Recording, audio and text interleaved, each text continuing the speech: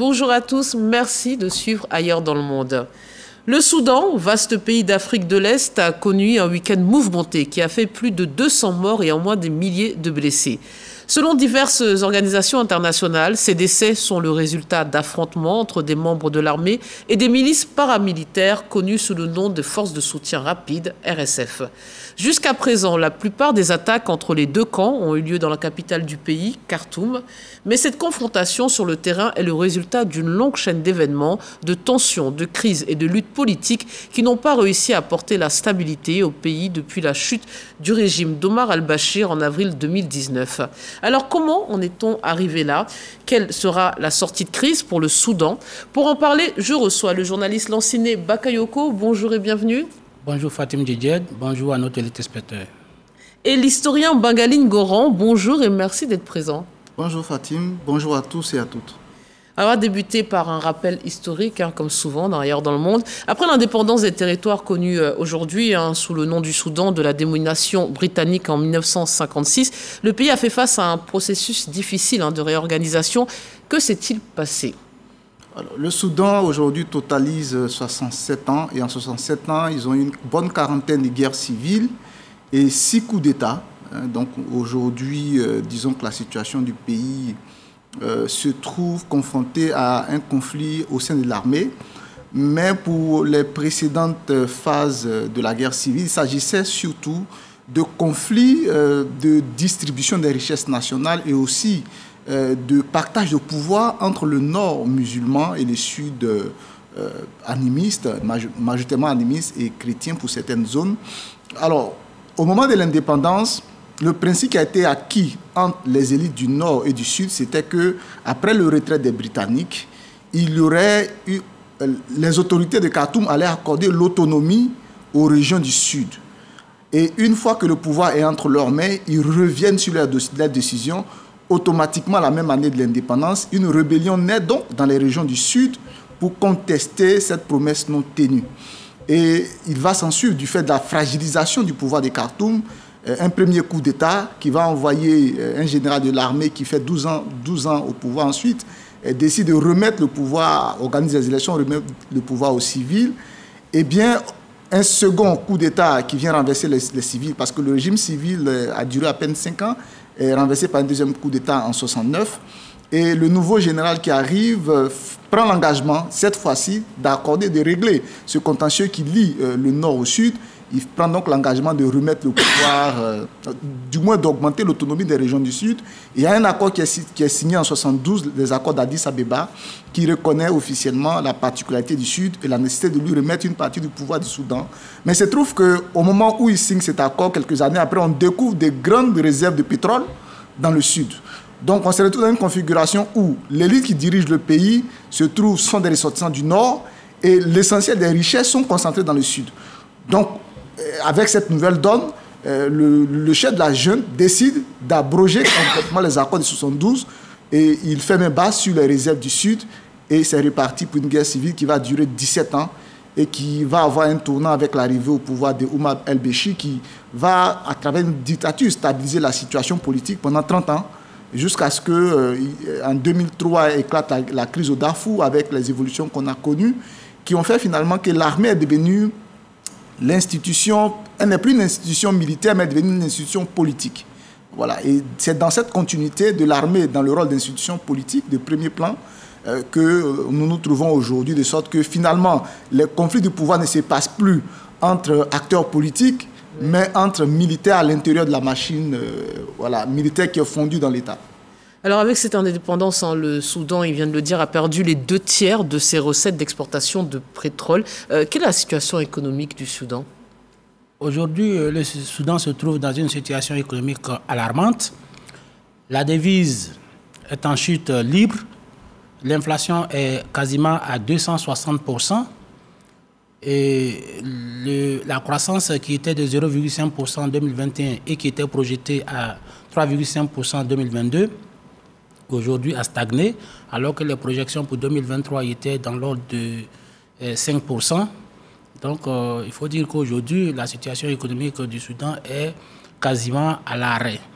Le Soudan est même en insécurité alimentaire aujourd'hui, parce que, comme vous le savez, le Soudan vit, l'agriculture du Soudan se pratique au niveau des rives du Nil, le Nil bleu, le Nil blanc, et dans une partie de la bande qui sépare le Sud-Soudan et le Soudan lui-même. Donc aujourd'hui, l'agriculture est quasiment à l'arrêt alors qu'elle est représentée à peu près 39% des richesses. Et la production d'or est aussi stagne parce que le sous-sol soudanais a du cuivre, a de l'or, peut-être même du coltan, mais aujourd'hui, toutes ces ressources aujourd'hui sont quasiment à l'arrêt. Il faut dire aussi que le Soudan est d'autant d'insécurité alimentaire que le pays fait face à des inondations interminables et même à des sécheresses très très prononcées. Donc voici aujourd'hui la situation du Soudan, qui est aussi exacerbée par les crises ethniques qui se passent aujourd'hui. Et donc la lutte de pouvoir, notamment au sein de l'armée, fait qu'aujourd'hui la machine productive, je vais parler des industries, sont tous à l'arrêt. C'est vrai que les conflits se passent à Khartoum et dans sa ville jumelle Omdurman, mais vous savez que le pétrole qui est extrait dans le sud est envoyé au niveau du port vers Port Soudan. Et donc tout ce trajet est aujourd'hui ankylosé du fait que Khartoum est fortement enrhumé.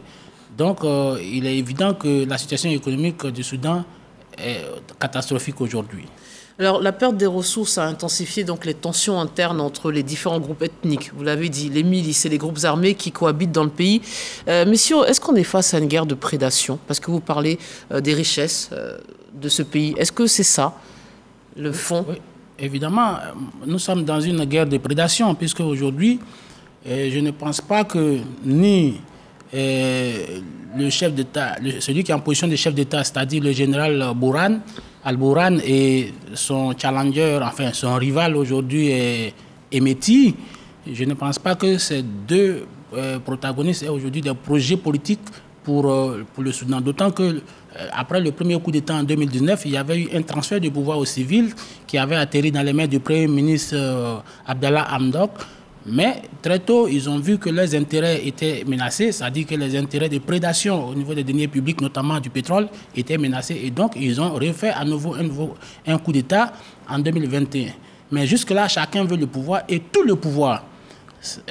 Parce qu'avant ça, ils étaient dans une sorte de gouvernement collégial où Al-Bourhan était numéro 1 et Hemeti en position de numéro 2.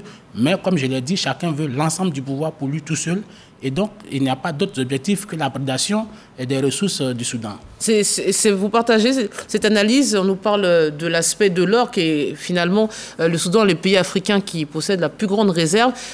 C'est ça aussi, c'est la malédiction dorée?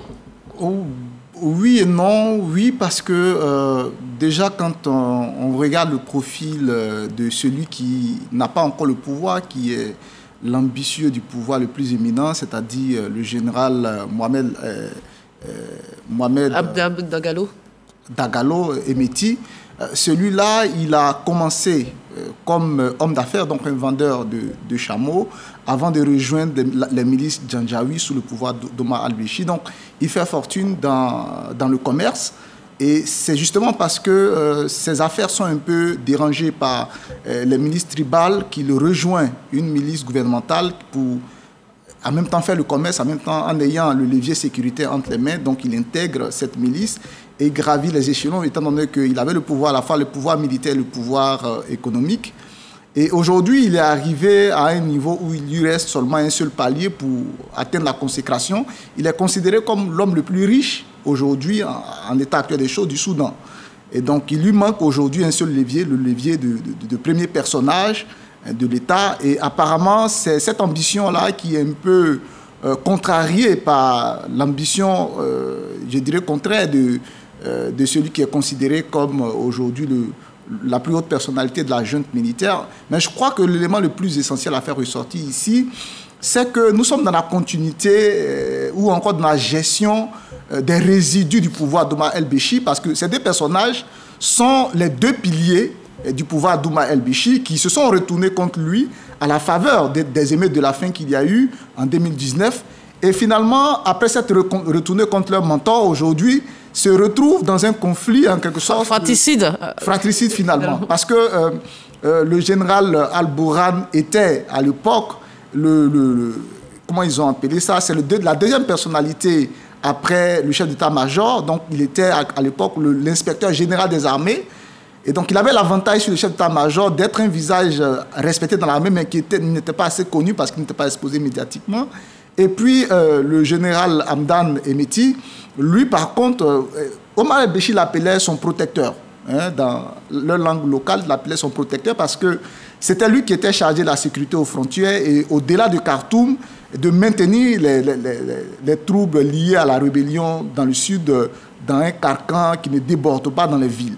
Donc ce sont les deux personnages clés, étant donné que l'armée était l'institution qui assurait la sécurité des centres urbains, et puis au-delà des centres urbains, c'est-à-dire dans la ruralité et aux frontières, le rôle revenait aux anciens Janjaouides qui sont devenus aujourd'hui les forces de soutien rapide. Donc finalement, ce sont ces deux piliers du régime qui se sont entendus, disons, pour récupérer le pouvoir symboliquement face à la colère de la rue.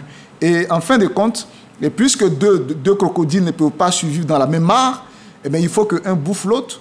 Et aujourd'hui, ce conflit se fait malheureusement avec un peuple prisonnier, avec tous les dégâts collatéraux qui vont avec.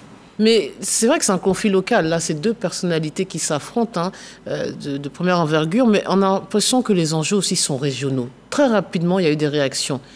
Qu'est-ce qu'on craint finalement avec ce conflit sur le plan régional? Il faut savoir que le général Emeti, si vous voulez, c'était le bras armé de Omar Béchir au niveau du Darfour. C'est-à-dire qu'il était à la tête de groupes armés à qui on a donné suffisamment de moyens parce que c'est lui qui devait mater les groupes armés qui étaient au niveau du Darfour. Et là, il a correctement fait ce travail.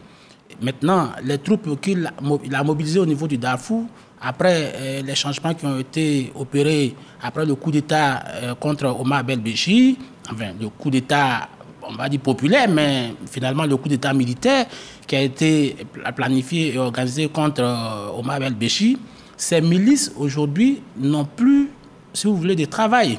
Donc, ce sont ces milices aujourd'hui qui alimentent les conflits comme des mercenaires, notamment au niveau de la Libye et surtout au niveau du Yémen, qui est de l'autre côté de la mer Rouge. Donc, si vous voulez, les Janjaouides, c'est-à-dire les FSR aujourd'hui que Emeti dirige, en tout cas la partie résiduelle qui n'a pas pu être insérée au sein de l'armée, on va dire, même si beaucoup considèrent les FSR comme une sorte d'armée dans l'armée, une sorte de milice, mais qui aujourd'hui, dans les faits, sont une partie de l'armée. Donc les personnes, disons les combattants qui n'ont pas pu s'insérer sont aujourd'hui sur le marché au niveau de la sous-région.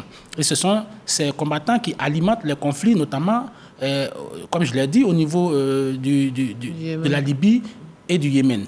Mais on craint que si les choses empirent, ces milices peuvent s'essaimer, notamment se métastaser, notamment au niveau de la Centrafrique, du Tchad, du Niger, et même une zone à risque, en fait. Les zones à risque, où ils sont une main-d'œuvre moins chère. Donc, c'est ce qui rend aujourd'hui ce conflit pas stratégique, mais qui effraie l'ensemble des voisins. Vous avez vu que le voisin kenyan a même fermé la frontière, oui, puisque le Kenya déjà est en confrontation avec les Chebab venus de Somalie. Donc, aujourd'hui, c'est un conflit qui peut s'éparpiller sur l'ensemble de la zone et même venir vers l'Afrique de l'Ouest. J'ai parlé du Niger. Et de ce point de vue, la communauté internationale se mobilise pour pouvoir contrecarrer toutes ces velléités expansionnistes de ce conflit qui peut forcément déboucher sur les autres territoires voisins et même bien au-delà. Mais ce n'est pas que les pays de la sous-région qui s'inquiètent, hein, l'Occident aussi.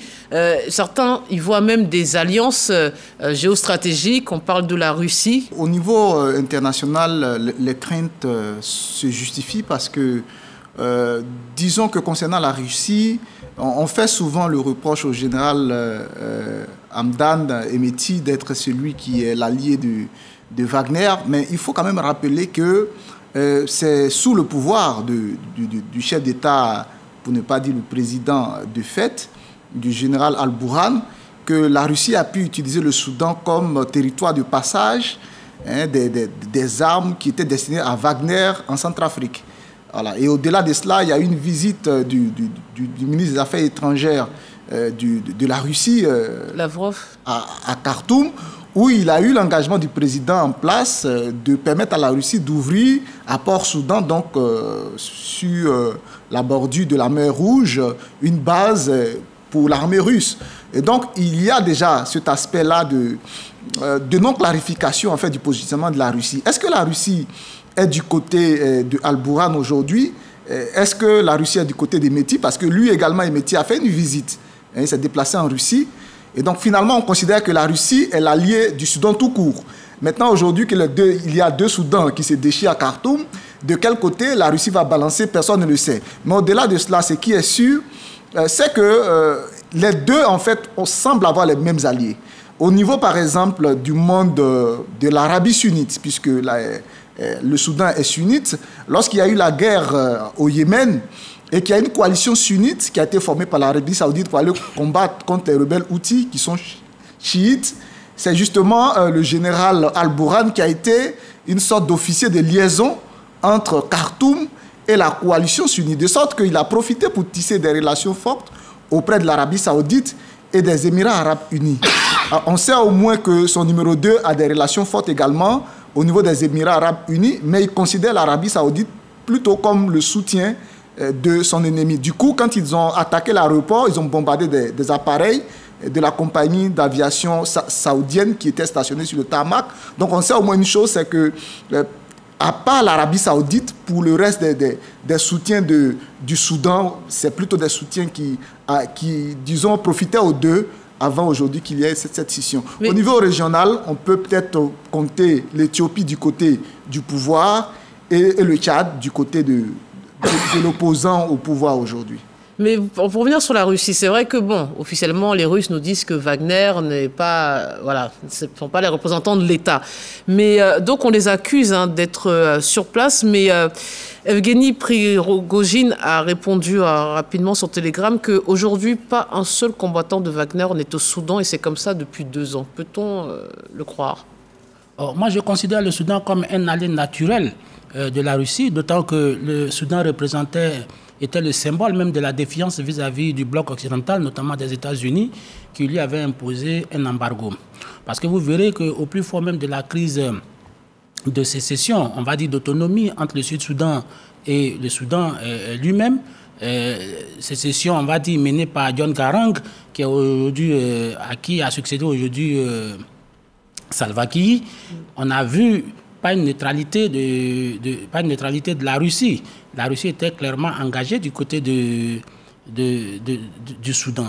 Mais moi, je pense que ce n'est pas un engagement opportuniste, c'est un engagement réaliste.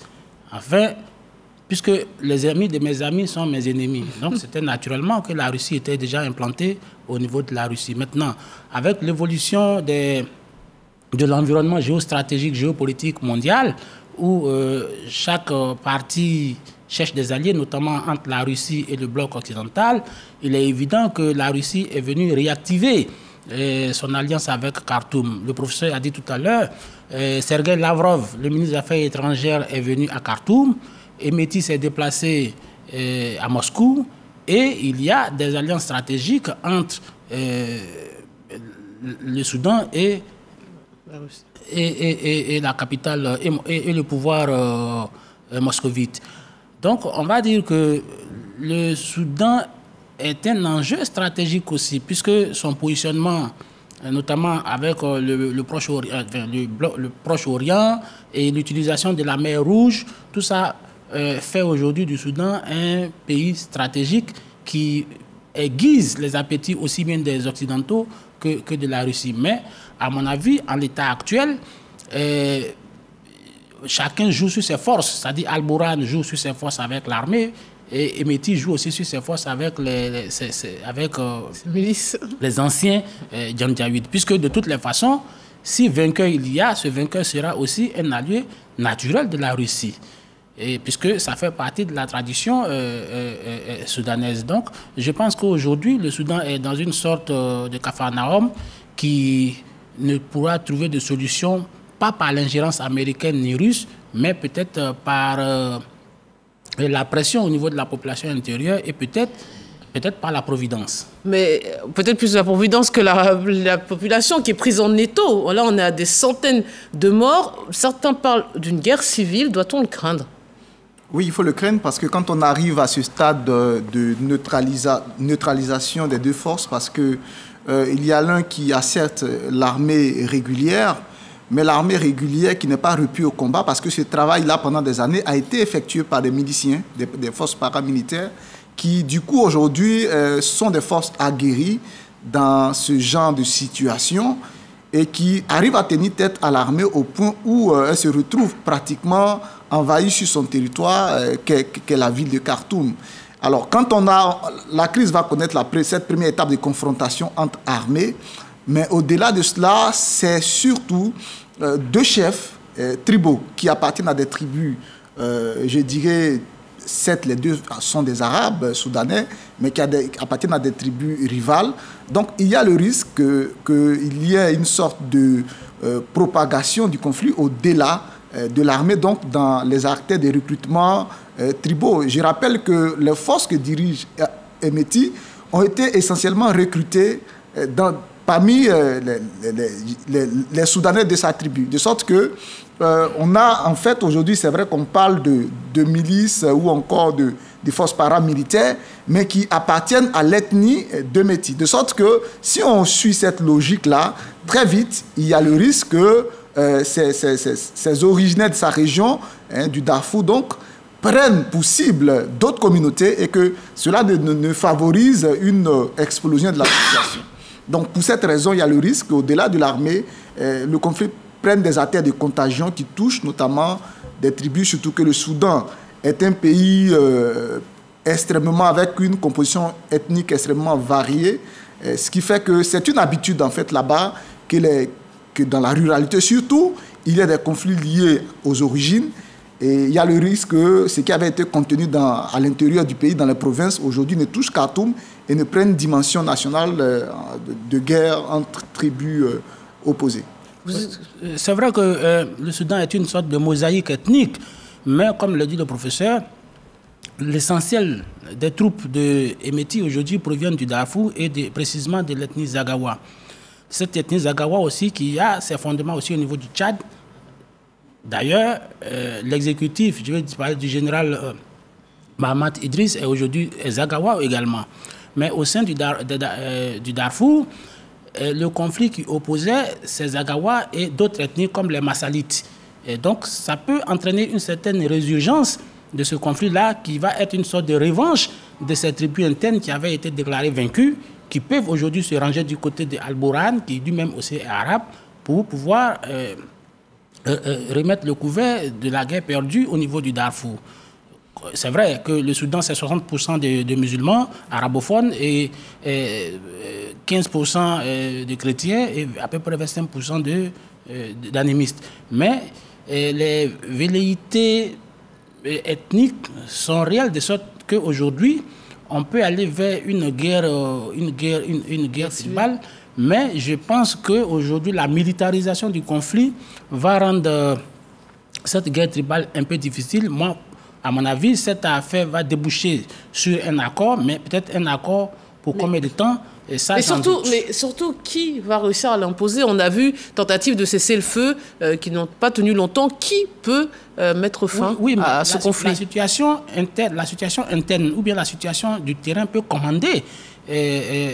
S'imposer à eux, sans intervention régionale et internationale? Oui, forcément, il y aura une intervention régionale sans doute, mais au plan politique, vous avez vu que l'aéroport peut être ouvert, les négociations pourraient peut-être se passer au niveau de l'aéroport de Khartoum, mais moi je pense que quand les deux forces auront la conviction que nul ne pourra remporter cette guerre du point de vue militaire, il va avoir un moment où ils devront s'asseoir sur une table de négociation afin de redéfinir encore les contours du pouvoir, mais comme je l'ai dit, jusqu'à quand? Vous partagez le général Hemeti, déjà, il pèse sur lui des accusations de massacre, étant donné que c'est lui qui a joué le mauvais rôle dans la répression des rébellions. Généralement, toutes les accusations qui pèsent contre Omar el-Béchir, notamment d'accusations de crimes de guerre et tout, toutes ces accusations transitent forcément par ce général-là avant de toucher Omar el-Béchir. Donc, je pense que c'est un moyen de pression que la communauté internationale peut utiliser contre lui pour lui dire, mais jusque-là, on s'est concentré sur Omar el-Béchi parce qu'on estime que dans la chaîne des commandements, c'était le donneur d'ordre. Mais étant donné que c'est vous qui avez fait l'exécution, plusieurs rapports d'ONG le mentionnent, on peut l'utiliser comme moyen de pression déjà. Pour de quoi? Encore la CPI qui va... Oui, forcément, parce qu'elle est déjà impliquée au Soudan, et bien qu'elle s'implique, qu'elle émet d'autres mandats. Au niveau du chef de l'État, le moyen de pression aujourd'hui, c'est qu'il a engagé, depuis qu'il est arrivé, un processus de négociation avec les institutions monétaires internationales et même avec les États-Unis pour qu'on lève l'embargo qui durait 20 ans. Et c'est dans ce cadre-là, d'ailleurs, qu'il a reconnu officiellement l'État d'Israël en se rendant à Entebbe pour rencontrer le Premier ministre Benjamin Netanyahou. Donc, il a fait une somme d'efforts depuis qu'il est là pour, disons, permettre au Soudan de renouer avec les financements internationaux. Je pense que c'est un levier aussi qui peut être utilisé. Mais dans l'immédiat, pour ce qu'on sait, c'est que l'Union africaine a fait une déclaration pour dire qu'ils sont en train de prendre des contacts avec les deux parties.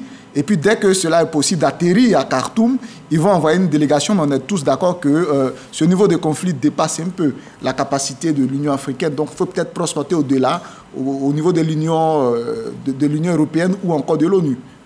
Alors, le professeur a parlé d'outils de pression que peut constituer la CPI vis-à-vis du général Hemeti. Moi, j'émets de sérieuses réserves sur cette hypothèse, même si elle fait partie de la balance, parce qu'aujourd'hui, l'orgueil soudanais, l'orgueil national, fait qu'aujourd'hui, les Soudanais ne veulent pas que leurs compatriotes soient jugés par la Cour pénale internationale. Vous avez vu que Omar el-Béchi, qui était poursuivi des mêmes chefs d'accusation, qui était le commandant en chef de l'armée et qui était le principal donneur d'ordre, lui, le Soudan a carrément refusé de l'extrader vers la CPI. Et aujourd'hui, il est libre comme l'air. Il est poursuivi, non pas pour les crimes commis au Darfour ou même les crimes de guerre commis au niveau de mais il est plutôt poursuivi pour le coup d'État du 30 juin 1989. Donc, moi, je pense que ça, c'est une sorte de fuite en avant qui est dans l'ADN des Soudanais vis-à-vis de la Cour pénale internationale, puisque les Soudanais ont toujours considéré cette cour comme une cour occidentale, une cour des Européens contre choses. Et donc, vu leur position stratégique envers le Soudan, vers la Russie, je ne pense pas que cela puisse constituer un objet de chantage vis-à-vis du général Hemeti. Ce sera le mot de la fin, messieurs. Merci infiniment pour tous vos éléments de réponse. On se quitte sur cette citation. La guerre est la continuation de la politique par d'autres moyens de Karl von Clausewitz. Merci de votre fidélité. Bonne suite des programmes sur RTI 1.